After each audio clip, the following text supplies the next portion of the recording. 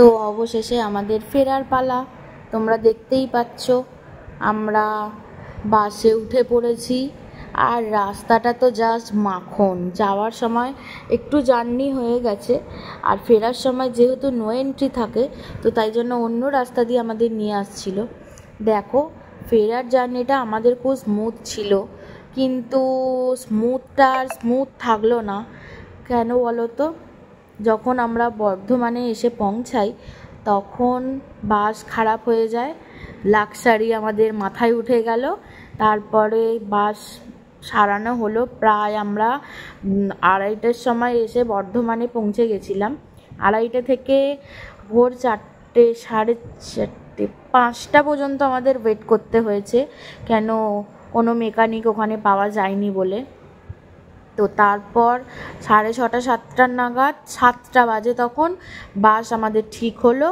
তারপর বাস ঠিক বর্ধমান থেকে যখন আমাদের ডানকুনি টোলে আসে, বাস একবার এগোচ্ছে একবার পেছোচ্ছে, একবার এগোচ্ছে একবার পেছোচ্ছে। কি বাসের ক্যাশ কার্ডে টাকা ছিল না, মালিক ক্যাশ কার্ডে টাকা নাকি ভরেনি। 5-6 বার এরকম হতে হতে সবাই এবার রেগে গেছে। সবাই সারা রাতে জার্নি, ভাবলো ভোরবেলা 2টো যখন এসছে আর 2 ঘন্টার মধ্যে পৌঁছে যাওয়ার কথা, সেখানে ভোর হয়ে সকাল হয়ে গেল। তো যাই হোক, আমাদের এই জার্নি খুব ভালোই ঘোরাঘুরি হলো। শেষ পথে জার্নির এন্ডটা আমাদের ভালো হলো না। তো যাই হোক, আমরা এবার দেখতেই পাচ্ছ আমরা যাচ্ছি। তো এখান থেকে যেতে যেতে ড্রাইভাররা ডাঁটা পাড়ছে, কার কলার কাঁদি গাছ থেকে ছিঁড়ে নিচ্ছে, এইসব রগড় করতে করতে যাওয়া হচ্ছিল। আর আমাদের পুরো একদম সামনেই সিট ছিল, হাজব্যান্ডের সামনে, তার পিছনে আমার আর আমার মেয়ের। তো যাই হোক, পেঁয়াজি করতে করতে আমরা চলে এলাম আমাদের গন্তব্যস্থলে। চলে আসবো, তোমরা দেখতেই পাবে। দেখো এখন রাস্তা দিয়ে আমরা যাচ্ছি। তো আমরা বর্ধমানে নেমে সীতাভোগ খেয়েছিলাম, আর মিহিদানাটা টেস্ট করিনি, আর ল্যাংচা খেয়েছিলাম, আর একটা সন্দেশ খেয়েছিলাম, মনোহরা স্টাইল কিছু হবে। যাই হোক, ওইগুলো খেয়ে, আর মিষ্টি দেখলে আমি তো লোভ সামলাতে পারি না। অনেকে আবার আমার জন্য নাকি ফ্রিজে তালা মেরে রাখে আর কি, যে আমি এত মিষ্টি খাই। যাই হোক, আমি খুব মিষ্টি প্রেমী। এখন সত্যি মানে মাঝে মাঝে ভাবলে আমার অবাক লাগে আমি কোন দেশে বসবাস করছি, তাই না বলো? তোমরা কে কে মিষ্টি খেতে ভালোবাসো? অবশ্য আমার মতো তোমরা এত মিষ্টি কেউ খেতে ভালোবাসবে না জানি, তো আমি কিন্তু মিষ্টি খেতে খুব ভালোবাসি।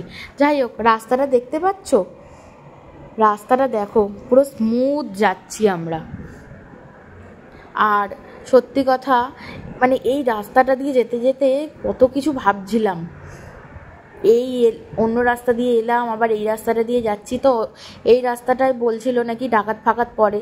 তো যাই হোক, খুব ভয়ও লাগছিল। সেই ভয়ঙ্কর রাস্তার মধ্যে দিয়ে যেতে যেতে অনেক কিছু ভুলভাল চিন্তা হচ্ছিল। অবশেষে আমরা বর্ধমানে কখন পৌঁছাবো সেটাই আমরা সবাই মিলে ভাবছিলাম। তো আর তোমরা রাস্তাটা দেখে কি মনে করছো বলো তো? যখন এবার আমরা যেদিনকে ফিরছিলাম সেদিনকে খুব ঝড় উঠেছিল, তোমরা আরেকটু পর সেটা দেখতে পাবে। মানে দারুণ দারুণ লাগবে, ওয়েদারটা জাস্ট দারুণ ছিল। এবার আমরা যাচ্ছি, তোমরা দেখতেই পাচ্ছ। তো আমার ভিডিওটা কেমন লাগলো তোমরা বলো। অবশেষে আমরা গন্তব্যস্থলে এসে পৌঁছালাম। এটা কোথায় বলো তো? হ্যাঁ, এটা হচ্ছে আমাদের বর্ধমানের সীতাভোগ আর মিহিদানা।